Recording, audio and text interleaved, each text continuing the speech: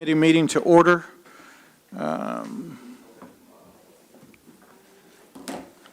Victoria, would you give the invocation, please? Please stand. Dear Heavenly Father, we thank you for this day. We thank you for your grace in our lives, and we ask your guidance in all things that we consider today, and that the things that we do for the people we serve are always in their best interest. In Jesus' name, amen. Shelley, would you do roll call, please? Yes, sir. Mike Shambaugh. Here. Joe Deere. Keith Austin. Danny Callison. Julia Coates. Sean Crittenden. Mike Dobbins. Rex Jordan. Johnny Kidwell. Daryl Legg. Wes Snowfire. Dora Petzkowski. Joshua Sam. Melvina Shotpouch. E.O. Smith. Condessa Cheehee. Victoria Vasquez. We have a quorum. Okay, if everybody's had a chance to look at the minutes, could I have a motion, please? I have a motion and a second to approve the minutes. All in favor? All opposed? Motion carries. All right, first off on reports, we have from the Marshals Service, Shannon Buell.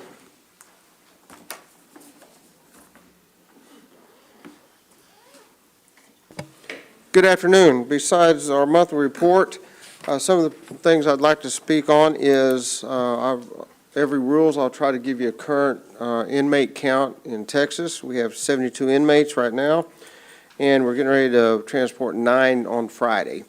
Also, good news is right now we're in the mix of, quite frankly, the biggest marshal hiring that I've seen in 23 years. HR sent over this week 62 applicants, which is, if you can, in your districts, if you talk to law enforcement in your districts and the issues they have with trying to find applicants, to have us with 62 in a week is says a lot, I think, for the Cherokee Nation. I think it says a lot for my department and what my men and women do on the street every day. But it also speaks to what HR is doing to help me out, to try to get some good people, some good marshals in to protect our people and our nation. So I'm very excited about that. We're working with HR. We're going to be holding tryouts every week. So about every Friday, we're going to have a physical fitness test that starts the process to be a marshal. And HR sending over every applicant as soon as they get it, instead of holding on to any applicants or anything like that. So my staff are picking up the pace to try to select good quality marshals to come and do the work of the tribe. So I wanted to bring those two things up. That's not in the monthly rules. Other than that, if there's any questions, I'll be more than happy to try to answer them. You have any questions for Marshal Buell? Keith?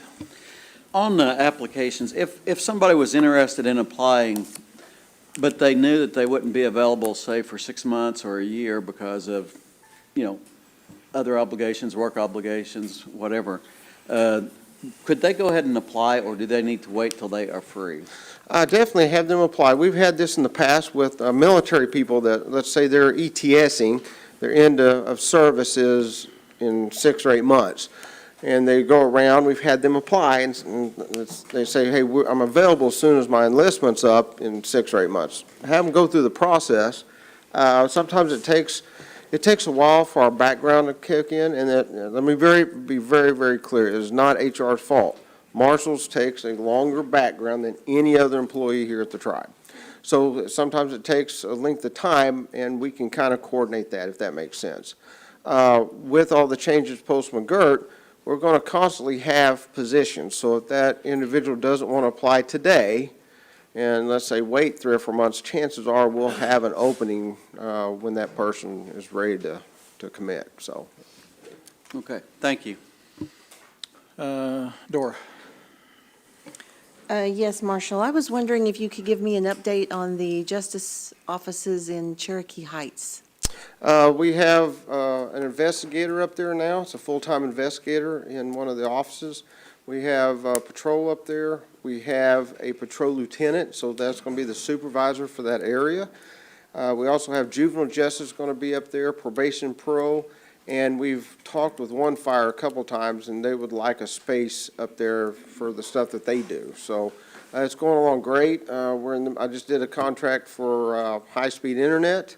to be put up there. Right now, my guys are going off the Wi-Fi, the little pocket things, but we're rapidly moving to make it a good place for us. So I'm excited about it. Right now, for a long time, we've had one office. To be able to have another office and actually be able to put good men and women up there is important to me. I think it'll help that region. Pryor PD has City of Pryor has a new police chief. I'm meeting with him next week. He's excited about having more personnel around that area. So I'm excited about that building and what it's going to represent for us as an organization. So is there staff in the office? Yes. At a set hours or just kind of come and go? So, yeah, it's like any place, like our marshals, we don't have set hours when a marshal's over at our office there. Our investigator, that's where they office out of, so they'll be there unless they're out on a case. Okay. Marshals, that's where they will have their computers do the report, so if they're typing a report, they'll be there.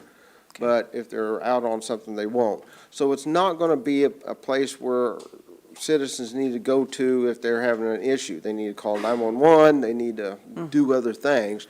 That's just going to be an office just like ours. There's times of the week that we have no marshals over in my building just because they're all out. So I don't want citizens to think if there's an emergency, I just need to run to that office there or my office. Have them call 911, do the process, if that makes sense. Okay, thank you. Is there anybody else? All right, thank you, sir. You have a good evening. Next up, from the Office of the Attorney General, Sarah Hill.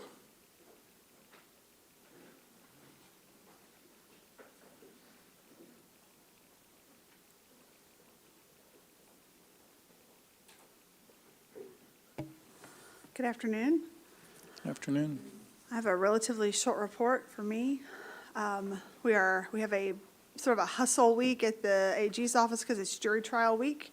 So we've got jurors and we've got 3 different criminal cases that are up for jury trial. So that's just part of the, Cherokee Nation's been having jury trials for, many, many years, for over 100 years. But this is our week again, so we're busy making sure that all of that goes to plan. It's always kind of it's just hectic in a lawyer's office when it's jury trial week. We have filed a brief in the last month in the Strobel case. Strobel is the income tax case that is at the Oklahoma Supreme Court. It was filed by a woman named Alicia Strobel. She's a Muskogee citizen. She works for the Muskogee Nation. She lives on the Muskogee Reservation. And she argued to the Tax Commission that she did not believe the state had jurisdiction over her to tax her income because she believed they just didn't have authority to exert jurisdiction over her under various Supreme Court decisions. The initial magistrate judge that heard it, the administrative law judge that heard it, found in her favor, agreed with her that that's what the law said. The Oklahoma Tax Commission overturned that and said that no, we don't believe that we lack jurisdiction to tax you. That's how it ended up in the Oklahoma Supreme Court. The briefs were filed on February 13th. All of the 5 tribes, including the Cherokee Nation, filed briefs in support of Alicia Strobel. All of the 5 tribes, the Chickasaws, Cherokees, and Choctaws were on one brief. The Muskogee and the Seminole filed a separate brief, but all in support of the same general idea that Alicia Strobel's income is not subject to taxation based under the laws. All of us understand it, and she's also filed her own brief in that case. So it's in the hands of the Oklahoma Supreme Court now. Can't tell you when they'll rule, but whatever they rule, I'm sure that they have one other step they can go. Regardless of what happens, either side that loses can apply for cert up to the U.S. Supreme Court. So that's where this is headed.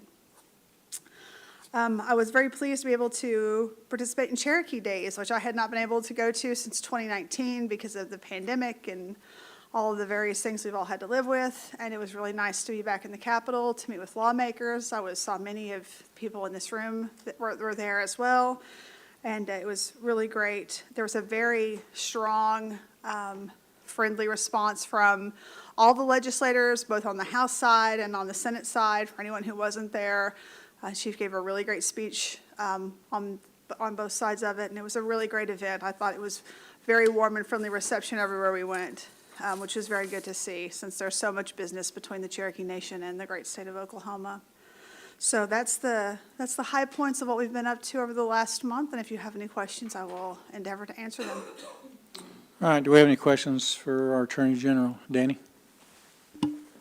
A.G. Hill, on this Strobel case, is there precedence that's already been set with, my understanding, with some Creek people that has not had to pay income tax until up to when McGurk hit, then when McGurk hit, they had to start paying? Is there any truth to that? Is there any precedent set if that's happened before when it comes to a lawsuit? So Oklahoma's, for a long time, the rule has been in Oklahoma that if you lived and worked in Indian country, that you didn't have to pay state income tax. But the state's understanding of Indian country was tribal trust or restricted land. So there were lots of Cherokees, Muskogees, lots of Indians of various tribes who lived and worked on their own reservations who weren't paying tax, but they lived on their allotments, or they lived on tribal trust land. And so some of those folks hadn't been paying taxes. I don't think McGirt would have changed that for any of them. They should have still been receiving that same exemption. But it's certainly possible that someone at the state said, well, post McGirt, we just don't like this at all anymore. We don't want to approve this. It's possible on a case-by-case basis. I am not aware of any big change of policy at the OTC on that. So I would think that anyone who was able to have their income exempt previously would still, through the present day, would still have their income exempt, because that's part of the argument is over that. Everyone says, well, Indian country always included reservations. It's just that no one was arguing then that there were reservations in the Muskogee Nation, and now it's clear that there is a reservation there. And so that's sort of the part of the heart of the argument there. I hope that answers your question. Anybody else? So do you think that it could possibly be, what's the chance of getting a ruling that it doesn't matter if you live on restricted land or not, that you're still exempt? Is that even a possibility? I know they're going to fight it hard, but do you think, from what you've seen, is that a possibility? I think the law is clear that that's what the rule is. I think the court has been clear that that's what the rule is, that if you live on Indian country, as that term is defined by 18 U.S.C. 1151, which includes reservations, that your income, if you live on your own reservation and your income is derived from your work on the reservation, that there's a good argument that the state lacks jurisdiction to tax you. So I think the legal argument is solid on that. Now, we live in a world where we've had the Castro Huerta decision. We live in the world where the state has, fought the natural consequences. And it's not just a violation of general federal law, it's a violation of their own state laws on the topic, I think. But we'll see. I think if they follow the law, I think it's clearly a win for Alicia Strobel. You think if there is a win, and maybe it could have a negative impact, will they have to go back? I guess you could file saying you paid taxes for X amount of years and you shouldn't have been. That's kind of going to be a pan of 3 years? That would be probably a big factor in this too. It's a lot of times it seems like money talks in a lot of these things, whether it's right or wrong. How it would affect them negatively especially with us. Yeah, I think there are a lot of people doing those calculations about, under state law, you're right, it's 3 years typically is what you can go back and amend your returns the 3 years previous. But I think there are people that are, obviously there are going to be people who come back and say, well, the reservation existed prior to 3 years, and so I want to go back and claim more than that. And so the Sure. state's going to be doing their worst case scenario calculations and pulling that out to the U.S. Supreme Court and say, it's going to bankrupt the state if you Yeah, do this. right. Those are all things that I think we can expect. Wes? Yeah, I just had one quick question. I've definitely been intrigued by this from the very onset when the McGirt decision happened. I think that's why everybody quickly rushed to jump to wanting to stop the agreement in principle, was saying, hey, listen, there might be something here beneficial to the people, and the state law is clear living in a reservation. Are they throwing anything out there as far as like fee simple status land ownership within a reservation, trying to make that as an avoidance from them having to follow their state law? Just out of curiosity of that, because I know within a reservational boundary throughout the country, there are several places where fee simple status allows people to own property inside a reservation, which then they're required to still pay state taxes. I didn't know if that's something that they've argued with, and then we've already shot it down and moving forward with this. I mean, I'm not sure I completely understand your question, but I can say that, the reservation exists in the entirety of the 14 counties. There is fee simple land in the reservation, but the reservation exists, continuously throughout. So it's all Indian country, regardless of the land status. So I don't think that's a relevant part of this particular legal inquiry. Okay, yeah, I know that the reservation on that spot, whenever it comes to the criminal jurisdiction and their ability to be able to taxes, would they have criminal ability? Absolutely not, because of the McGirt decision. But far as when it comes to fee simple status land, that throws in a lot of questions. Otherwise, we wouldn't have to pay property taxes right now, due to the fact that ownership is in question. And I say that because from being from the real estate world, I've seen where they've implemented clauses to where they can't give title insurance because of the McGirt decision, because there is a question out there on the fee simple status of ownership of land, which is where you derive these taxes from, and the definition of where you're living at in the reservation. I think those were mostly scare tactic things that people said, like, oh, you're not going to be able to get insurance on your titles, but I don't think that that's happened in any case. That has not been No, a yeah, significant you can issue. still get title insurance, but that clause has to be in there in order to be signed off on. I just was thinking that might have been something that, I didn't know if we had heard that yet as an argument from the state in this case, and if we've been able to knock that down, because it is a very interesting thing, and I hope that the state upholds its law that they passed. That's truly what they've said. So anyways, It would be a nice change of pace, right, for the Yeah. state to follow its own laws. We live in hope. yeah, so interesting. All right, appreciate it. Danny?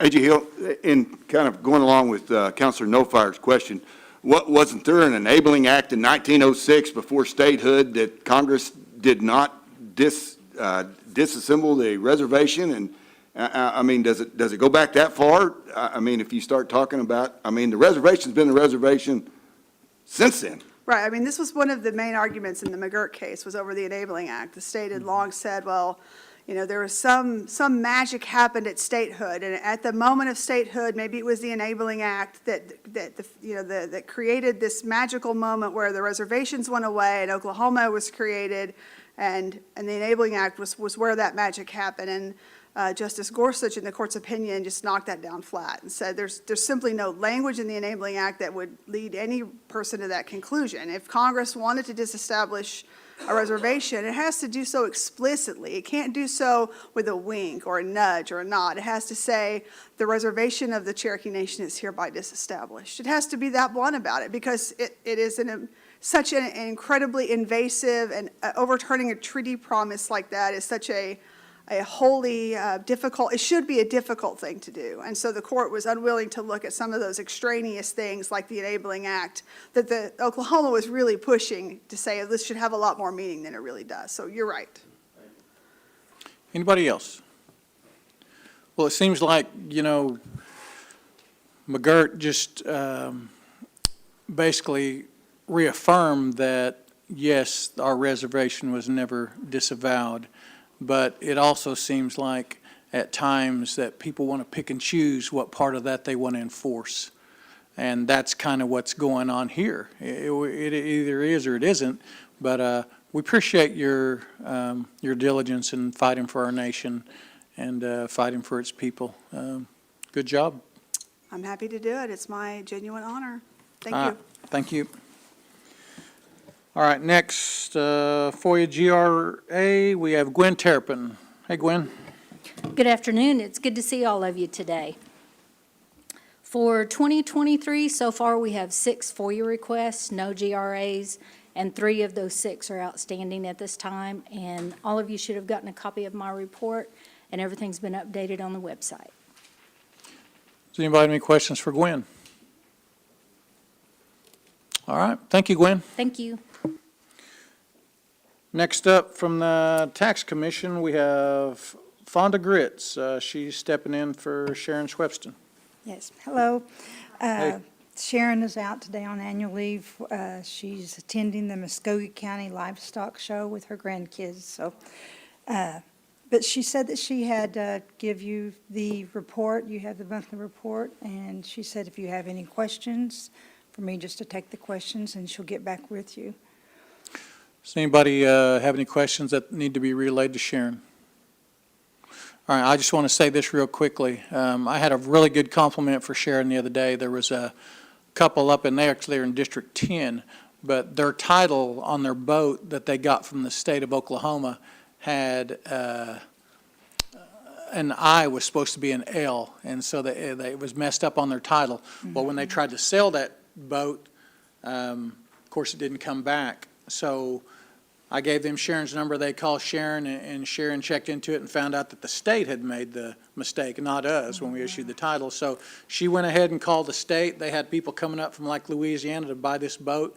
So they got this done in time, in a really quick time, so they got to sell their boat, and they got a new title issued. So you can relay it, but she did a great job working with the state. And the state actually did a good job, too, of getting these people taken care of. So sure appreciate what you guys do, because that did take some doing to do that in a couple of days.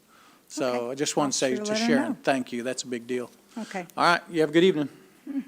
All right, from the Gaming Commission, is Janice here? Yes, she is. Janice Purcell.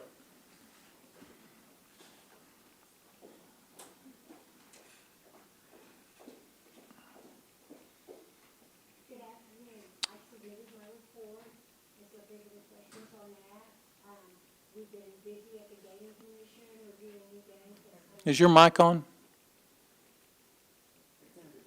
Hit that button. There you go. Okay. So I submitted my report, and I wanted to say we've been very busy at the Gaming Commission. Some new games have rolled out, so we review and test those to make sure that they can be released to the casinos. And we've also been working on licensing, and we have an increase in employees at the casinos. So we've been keeping busy, and our next meeting is March 10th at Catoosa, and we would like you to join us. Does anybody have any questions? Danny?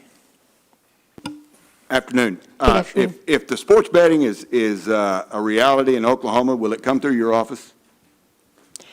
Some of the regulations might, but it depends on how it's drafted. For instance, in Louisiana, they've limited it to 10 license at $250,000.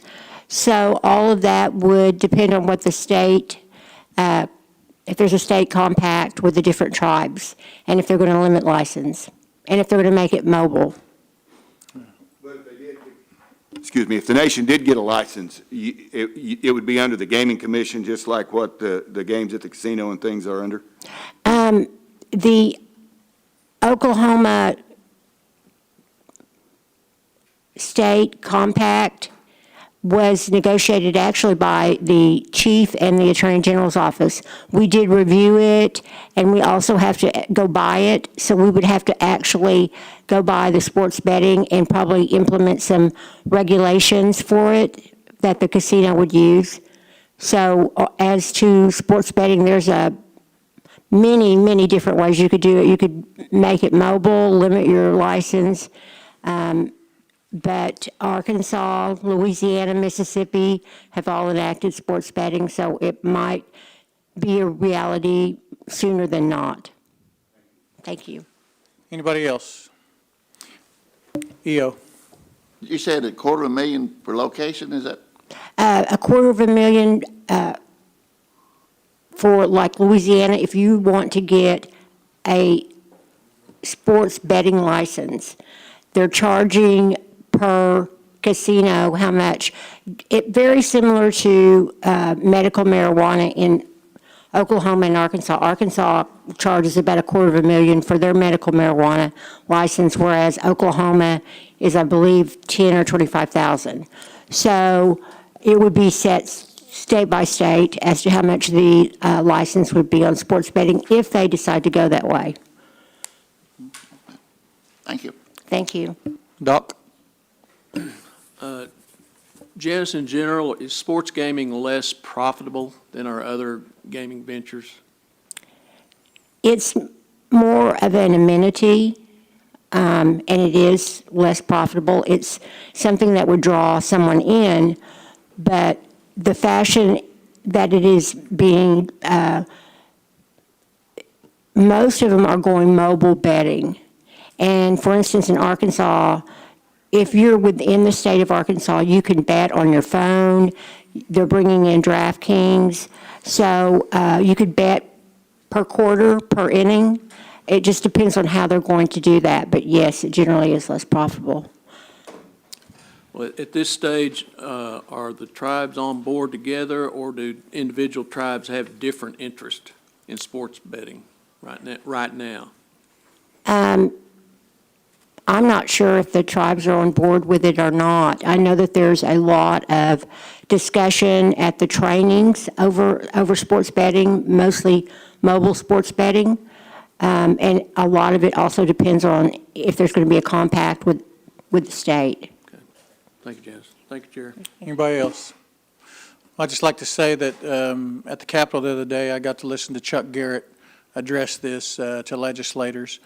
And there are a lot of different issues that need to be looked at. And yes, we are going to be speaking with other tribes to try to get on the same page. And you're talking about mobile betting and questions from where the server is. Is it on Indian land? Is it not on Indian land? I mean, there's a lot of different questions that'll be brought up about sports betting. But I think it's something that's probably coming, and I'm sure that we will have our ducks in a row when it does. So, all right, thank you, ma'am. Thank you so much. All right, next, Human Resources, Samantha Hendricks. Well, happy Thursday, guys. So I have a lot of things to share. I'll keep it very brief. We've got some exciting things happening in HR. One is we have a new career site that just went live last week. That is the address is www.CherokeeNationJobs.org. It is a new site that is pretty easy for applicants to apply. In addition to that site, it gives us the ability to have a chat bot, for an automated chat bot to actually give them the ability to apply for jobs and direct them to whether they're an internal candidate or an external candidate. We have that also available by mobile. So it is brings us really up to today's time, so we can actually get those applications in and get them qualified and into the jobs that they're applying for.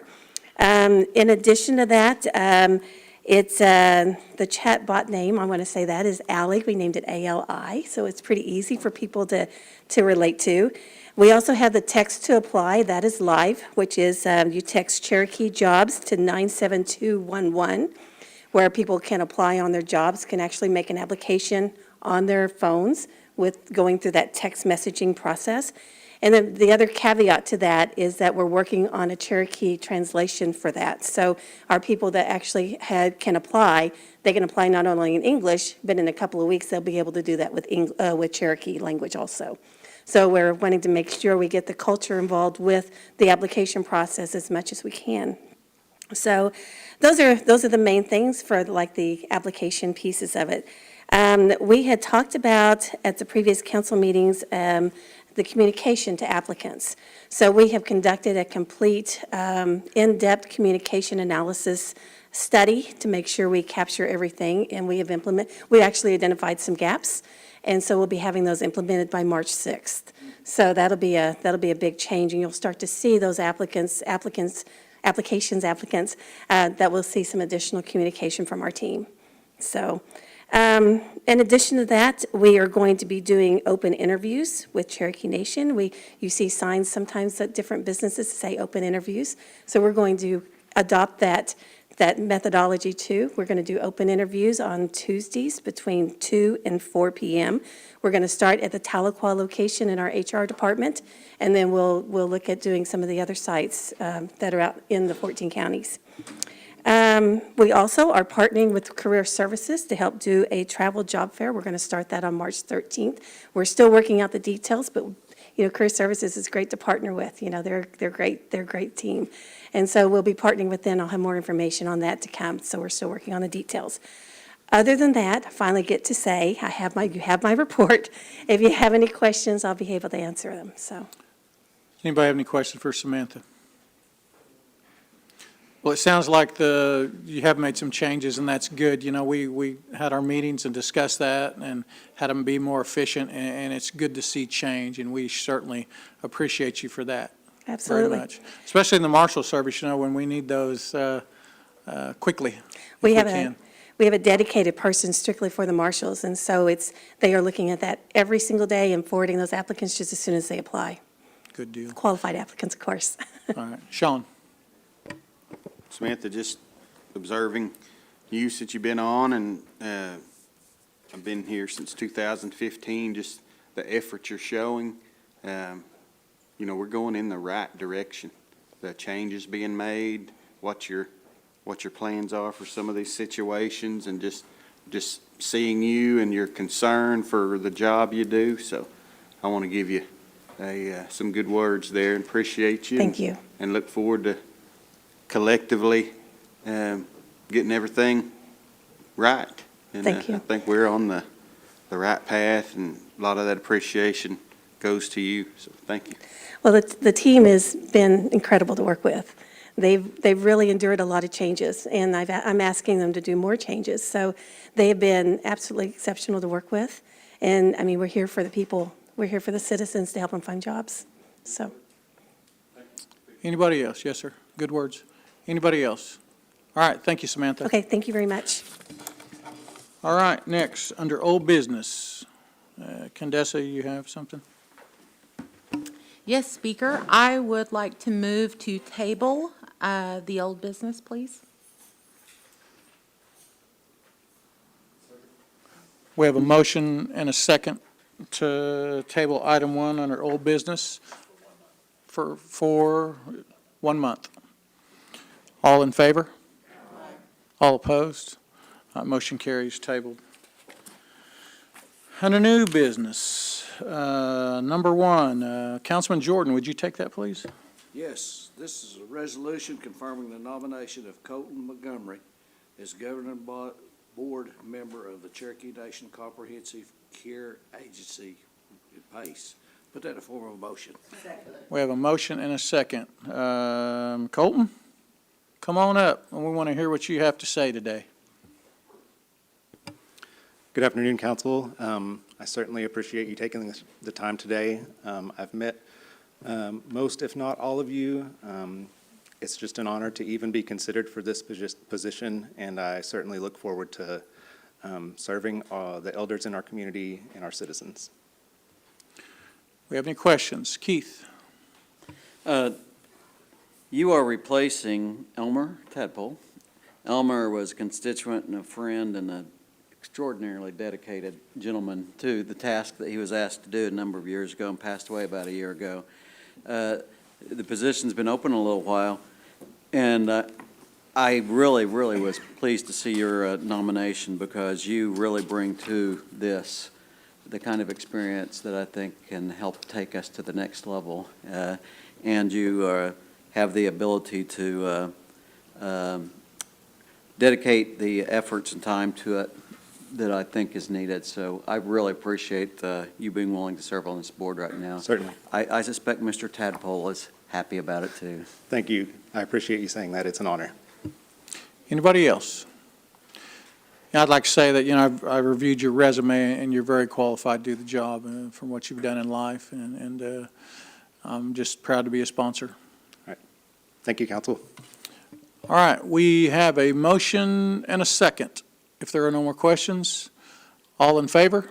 Aye. All opposed? Motion carries. Congratulations, sir. All right, number 2. Speaker.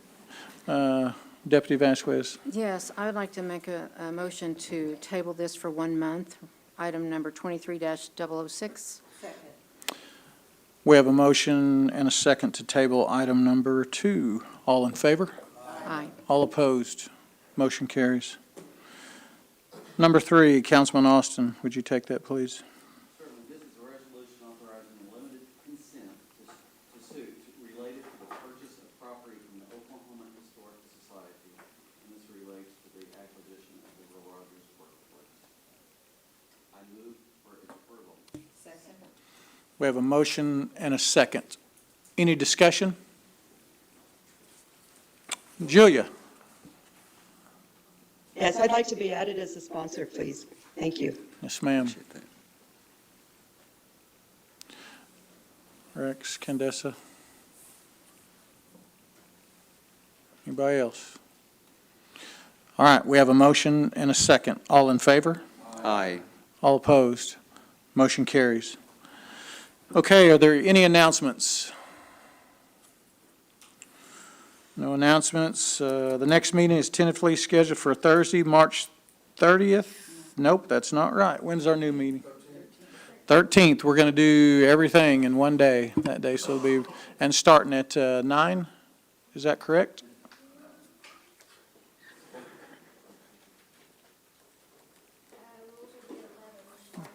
Okay, all right. We'll start at 10 that day. Rules will be at 11. Okay, need one more motion. Motion is second to adjourn. All in favor?